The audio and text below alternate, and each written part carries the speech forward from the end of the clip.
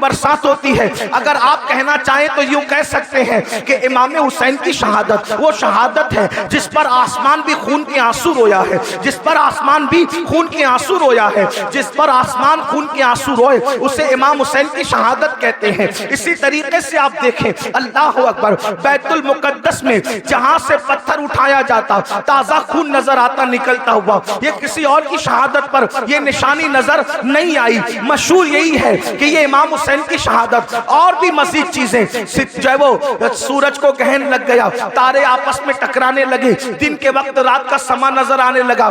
امام بہقی نے اس کو بہت تفصیل کے ساتھ جو ہے وہ لکھا ہے، اسی طریقے سے امام سیوطی نے بھی لکھا ہے۔ لیکن اب آپ سے پوچھنا چاہتا ہوں، آخر امام حسین کی شہادت پر اتنا جلال، اتنے غصے کا اظہار کیوں کیا جا رہا ہے؟ ایک اور حدیث سن لے جو سیاہ ستہ میں موجود ہے۔ حضرت سیدنا عبداللہ ابن عباس رضی اللہ تعالیٰ عنہ ارشاد فرماتے ہیں کہ میں سو رہا تھا، میں نے کیا دیکھا؟ اللہ کے رسول صلی اللہ علیہ وآلہ وسلم کی زلفیں بکھری بکھری ہیں، حضور کی زلفیں بکھری بکھری ہے، آنکھوں سے آنسو جاری ہے، اور حضور علیہ الصلوۃ والتسلیم کے دامن پر جو ہے وہ اللہ اکبر گرد و غبار حضور کے دامن کو بوسے دے رہے ہیں۔ یہ تو نہیں کہہ سکتا کہ دامن میلا کچیلا ہو گیا۔ خدا کی عزت کی قسم، جس کے دامن کی عصمت نے پوری کائنات کو پاکیزگی عطا فرمائی ہے، وہ دامن میلا کچیلا کیسے ہو سکتا ہے؟ لیکن صرف سننے والوں کو پتا چل جائے کہ دامن کی کیفیت کیا تھی۔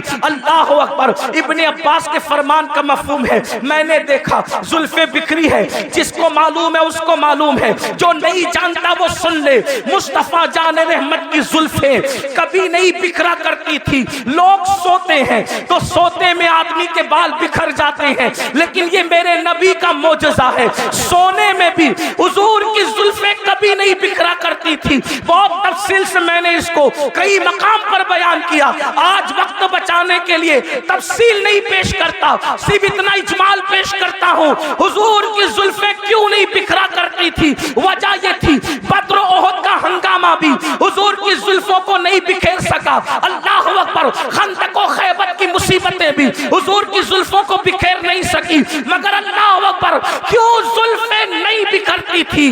تو میرے امام کہتے ہیں، شان پنجے قدرت تیرے بالوں کے لیے کیسے ہاتھوں نے سنوارے ہیں تمہارے گیسو۔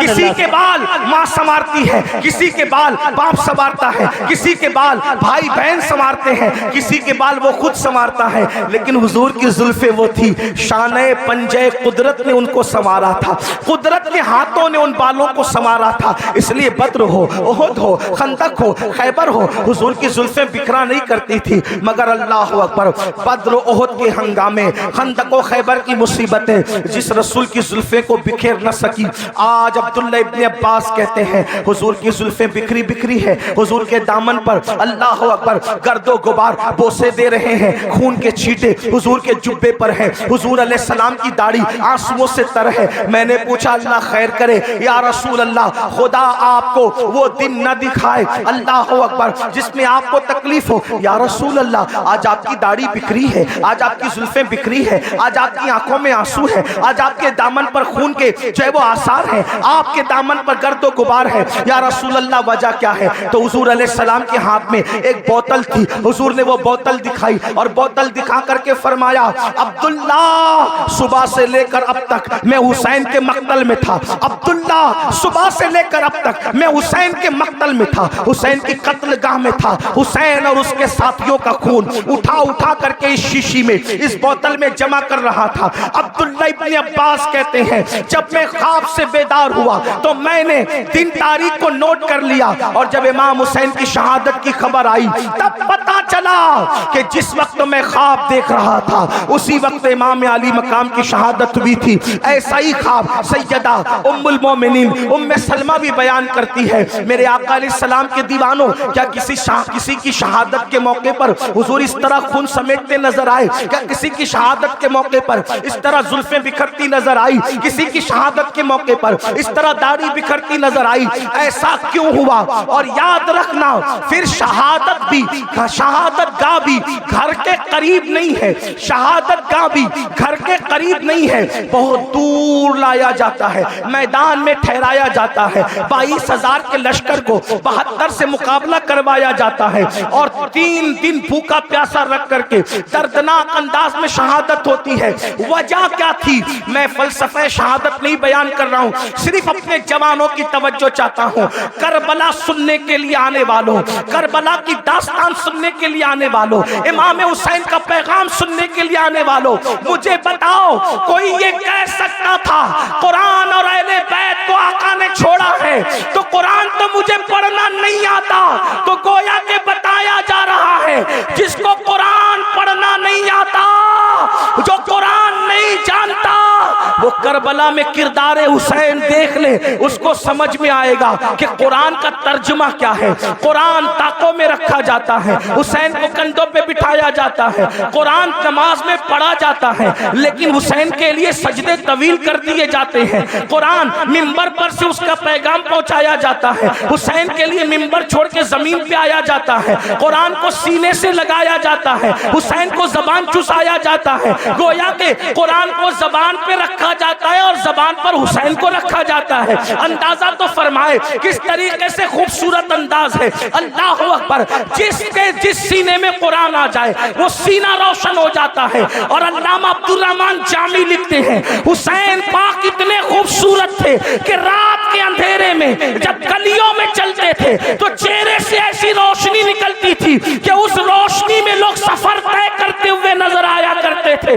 कुरान भी नूर है, हुसैन भी नूर है। कैसा नूर है? तो मेरे इमाम कहते तेरी नस्ल पाक में है बच्चा बच्चा नूर का, तू है आईने नूर, तेरा सब घराना नूर का। एक सीने तक मुशाबे, एक वहां से पांव तक हुस्न सित्तैन उनके जामों में है नीमा नूर का।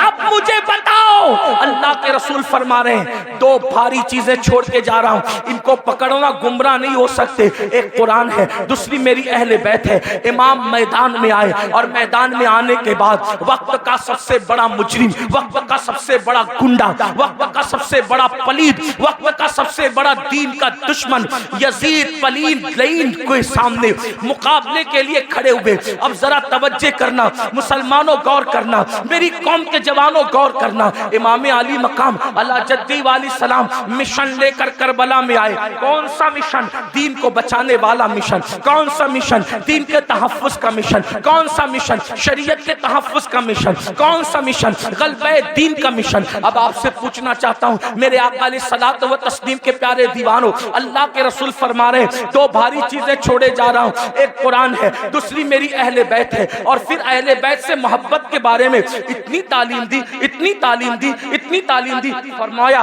उज़क्किरुकुमुल्लाह फी अहली बैती, उज़क्किरुकुमुल्लाह फी अहली बैती। ऐ लोगों, मेरी अहले बैत के बारे में अल्लाह से डरते रहना, मेरी अहले बैत के बारे में अल्लाह से डरते रहना। अपनी गोद में अहले बैत को बिठाकर फरमाया लोगों, मैं अपनी अहले बैत तुमको बतौर अमानत सौंप करके जा रहा हूं। मेरे बाद मेरी अहले बैत के साथ तुम क्या सलूक करोगे ये मैं देखूंगा। मेरे बाद मेरी अहले बैत के बारे में मेरे नायब बनना, जैसे मैं अहले बैत से मोहब्बत करता हूं तुम भी अहले बैत से मोहब्बत करना। अब आपसे पूछना चाहता हूं मोहब्बत अहले बैत की दावत इतनी ज्यादा क्यों दी गई? बल्कि यहां तक फरमाया खास तौर पे अहले बैत में इमाम हुसैन के बारे में, हुसैन मिन्नी व अना मिनल हुसैन, हुसैन मुझसे है, मैं हुसैन से हूं, हुसैन मेरा है, मैं हुसैन का हूं। और फिर क्या फरमाया? अहब्बल्लाहु मन अहब्ब हुसैना, कि जो मेरे हुसैन से मोहब्बत करेगा अल्लाह उससे मोहब्बत करेगा। यानी अल्लाह का महबूब बनना है तो मेरे हुसैन से मोहब्बत करो। अब आपसे पूछना चाहता हूं ऐ अहले बैत से मोहब्बत करने वालों, अहले बैत से प्यार करने वालों, आप मुझे बताओ जिस चीज से जिसको मोहब्बत होती है वो उसकी नकल करता है। मिसाल के तौर पर अगर किसी बंदे को किसी आलिम से मोहब्बत है तो वो आलिम की नकल करेगा, किसी को क्रिकेटर से मोहब्बत है वो क्रिकेटर की नकल करेगा, किसी को हीरो से मोहब्बत है वो हीरो की नकल करेगा, किसी को बाप से मोहब्बत है वो बाप की नकल करेगा, किसी को माँ से محبت है वो माँ की नकल करेगा, किसी को टीचर से मोहब्बत है वो टीचर की नकल करेगा। गर्ज के मोहब्बत इंसान को नक्काल बना देती है। जो जिससे मोहब्बत करता है उसी के अंदाज में चलता है, उसी के अंदाज में बोलता है, उसी के अंदाज में सोच बनती है, उसी के अंदाज में फिक्र बनती है, उसी के अंदाज में तखज्जुलात और तसव्वुरात का माहौल क्रिएट होता है। आपसे पूछता हूँ, ऐ अहले बैत से मोहब्बत का दावा करने वालों, मेरे आका ने तो ये फरमाया, जो मेरे हुसैन से मोहब्बत करेगा वो अल्लाह का महबूब बन जाएगा। अब बताओ, मौला हुसैन से प्यार करते हो, मौला हुसैन से मोहब्बत करते हो? यकीन जाने पूरी दुनिया के अंदर इंसान इमाम अली मकाम से मोहब्बत का बड़ा दावा करता है, लेकिन एक चीज तुमसे पूछना चाहता हूँ, हजारों के इस मजमे में ऐ आशिकाने रसूल, ऐ आशिकाने हुसैन, मुझे बताओ जिस चीज से इमाम हुसैन ने नफरत की है, आखिर हमारी जिंदगी के अंदर वो चीजें क्यों नजर आती है? जिस चीज से इमाम हुसैन ने नफरत की है, आज वो हमारी जिंदगी में क्यों है, वो हमारे माशरे में क्यों है, वो हमारे समाज में क्यों है? आप कहेंगे कौन सी चीज से नफरत की है और कौन सी चीज हमारे माशरे में और समाज में मौजूद है? आइए मैं आपको बताऊं, कुछ चीजें मैं गिनाता हूं, उसके बाद हम खुद ही सोचेंगे। ज्यादा देर तक आपका इम्तिहान नहीं लूंगा, लेकिन तवज्जो करना, ऐ इमाम हुसैन के नाम पर इस महफिल में आने वालों, खड़े रहकर बैठ करके तकलीफ में गुफ्तगू सुनने वालों, याद रखना, इमाम से सच्ची मोहब्बत कर लो, क्योंकि इमाम की मोहब्बत का सिला क्या है? आका इरशाद फरमाते हैं, जो मेरी अहले बैत से मोहब्बत करेगा, जन्नत में जहां मैं मोहम्मद रहूंगा, अहले बैत से मोहब्बत करने वाले भी मेरे साथ रहेंगे। सुभान अल्लाह, सुभान। इस मोहब्बत का नाराए रिसालत, अल्लामा सैयद अमीरुल कादरी साहब क़िबला। इस मोहब्बत का सिला क्या है? हुजूर के साथ जन्नत में जाओगे, लेकिन मोहब्बत करो, मोहब्बत के नाम पे चीटिंग ना करो, मोहब्बत के नाम पर हेरा फेरी ना करो, मोहब्बत के नाम पे दिखावा मत करो, मोहब्बत करो, अल्लाह अल्लाह। अब देखो, मोहब्बत का तकाजा ये है, जो जिससे मोहब्बत करता है उसके तरीके पर अमल करता है, जो जिससे मोहब्बत करता है वो जिस चीज से नफरत करे उससे नफरत करता है। मिसाल के तौर पे एक हदीस में पढ़ता हूँ, देखो मोहब्बत का मफहूम समझ में आएगा। अल्लाह अकबर, मदीने मुनव्वरा की सरजमीन है, मदीने की सरजमीन पर एक शख्स अपनी ऊँटनी को पाजेब पहना करके, अपनी ऊँटनी को पाजेब पहना करके ले करके जा रहा है। पाजेब समझते हैं पैर के अंदर, बैठ जाओ आप लोग, बैठ जाओ।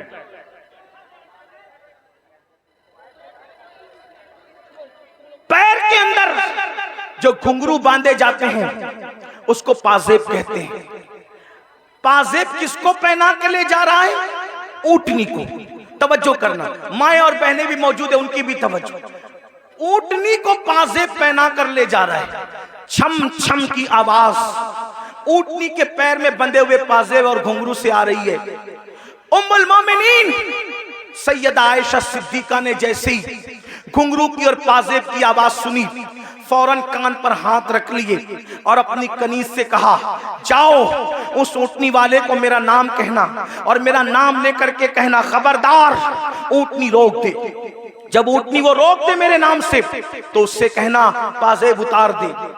और पाजेब उतारने के बाद उसको कहना, जिस आवाज को अल्लाह के रसूल ने नापसंद किया है उस आवाज को आयशा कभी पसंद नहीं कर सकती। अल्लाह अकबर। मेरी कौम के जवानों, गौर से सुनो, हदीस पर तवज्जो करो। याद रखना, आज कोई अपने आप को कुछ भी टाइटल दे दे, जमीन के अंदर जाने के बाद पोल खुलेगी कौन क्या था। जबान से बड़े बड़े दावे करने वालों, अल्लाह से डरो। अल्लाह के यहाँ अदल है, अल्लाह के यहाँ इंसाफ है, अल्लाह के यहाँ चेक करने का मामला है। अब आदमी अपने आप को जो चाहे कह ले। अल्लाह अकबर। ऊंट के पैर में पाजेब बंधे हैं, उन पाजेब के बारे में उम्मुल मोमिनीन ने कान पर हाथ रख लिया। कनीज जाती है, जा करके उस ऊँटनी वाली से कहती है, ए ऊँटनी वाले, ए शुतरबान, याद रख उम्मुल मोमिनीन का हुक्म है, ऊँटनी को रोक दे और पाजेब निकाल दे। अम्मा जान का हुक्म کون ٹال سکتا تھا؟ اس نے فوراً اونٹنی روک دی. اونٹنی روکنے کے بعد پازیب نکال دیے. نکالنے کے بعد آیا ام المومنین کے پاس. اماں جان آپ نے پازیب نکالنے کا حکم دیا. ام المومنین کہتی ہے اے شتربان، اے اونٹ چرانے والے، جس آواز کو میرے محبوب نے ناپسند کیا ہے اس آواز کو میں کیسے پسند کر سکتی ہوں؟ جو آواز میرے محبوب کو تکلیف پہنچاتی تھی اس آواز کو میں کیسے پسند کر سکتی ہوں؟ اس لیے پازیب میں گھنگرو نہ ڈال اور اس کو اونٹ کے پیر میں نہ ڈال. تو وہ کتنی سادگی سے کہتا ہے، دیکھو لوگ کتنے سادہ ہوتے ہیں، بڑی سادگی سے کہتا ہے اماں جان یہ اونٹنی تو جانور ہے، جانور کو گھنگرو پہنانے پر کیا گناہ ہو سکتا ہے؟ اللہ اکبر، توجہ کریں. اماں جان اونٹنی تو جانور ہے، تو جانور پہ تو کوئی شریعت کا حکم نہیں ہے، جانور کو پازیب پہنانے پہ کیا ہو سکتا ہے؟ ام المومنین کا جواب سنو، فرماتی ہے نادان، اونٹنی تو جانور ہے جانور، مگر تو تو جانور نہیں ہے، تو تو انسان ہے. جس چیز کو ہمارے محبوب نے ناپسند کیا ہے محبت کا تقاضا ہے کہ اس چیز کو ہم بھی ناپسند کریں. اب آپ سے پوچھنا چاہتا ہوں، حسین کے نام پر بچے، جان، مال سب قربان کرنے کی بات کرنے والے میرے جوان، مجھے بتا کہ یزید بانسری کی آواز سنتا تھا، یزید ڈھول کی آواز سنتا تھا. مولا حسین اس غیرت کے ساتھ آئے تھے کہ جو آواز موسیقی اور میوزک کی میرے نانا کو ناپسند تھی یزید پرموٹ کر رہا ہے. حسین نے اس کو ناپسند کرتے ہوئے اس آواز کے خلاف احتجاج ریکارڈ کرایا، احتجاج درج کرایا، گھر کے گھر لٹایا. حسین پاک سے محبت کرنے والوں بتاؤ، یہ جو کانوں میں ایئر فون لگا کر روزانہ گانا سن رہے ہو، کاروں میں سفر کرتے ہوئے جو گانے سنتے ہو، اور وہ بھی اتنے گندے گندے گانے جو انسان کی شہوت کو ابھارے، جو انسان کو گناہوں پہ ابھارے، کیا بھول گئے رسول اللہ صلی اللہ علیہ وآلہ وسلم کا فرمان؟ اللہ کے رسول فرماتے ہیں بارش کے برسنے پر جیسے سبزہ پیدا ہوتا ہے ویسے میوزک کی آواز کی وجہ سے انسان کے دل میں نفاق پیدا ہوتا ہے. میں یہ تو نہیں کہتا کہ لوگ منافق ہو گئے، مگر اللہ کے رسول فرما رہے ہیں میوزک سنو گے تو دل میں نفاق پیدا ہوگا. اور نفاق کس کو کہتے ہیں؟ زبان پر کلمہ ہے اور دل میں کفر ہے، یہ نفاق ہے. نفاق کس کو کہتے ہیں؟ کہ زبان پہ کلمہ ہو اور دل میں کفر ہو. اور یہ کس سے پیدا ہوتا ہے؟ یہ میوزک کی وجہ سے. بتاؤ، شادیوں میں میوزک بجاتے ہو، گاڑیوں میں میوزک بجاتے ہو، اور اللہ اکبر رات کے 2-3 بجے تک میوزک میں ڈوبے رہتے ہو. جانتے ہیں میوزک کا انجام کیا ہے؟ اللہ کے سچے رسول تمہارے اور میرے آقا مصطفیٰ جان رحمت صلی اللہ علیہ وآلہ وسلم فرماتے ہیں جس نے دنیا میں میوزک کی آواز سنی ہوگی، جس نے دنیا میں گانوں کی آواز سنی ہوگی، قیامت کے دن اس کے کان میں سیسا پگھلا کر کے ڈالا جائے گا.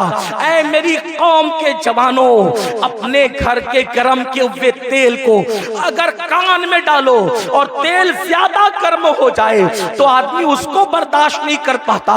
اپنے آپ پہ رحم کرو، تم مسلمان ہو. مسلمان، نبی نے جو کہہ دیا وہ حق ہے، نبی نے جو کہہ دیا وہ سچ ہے.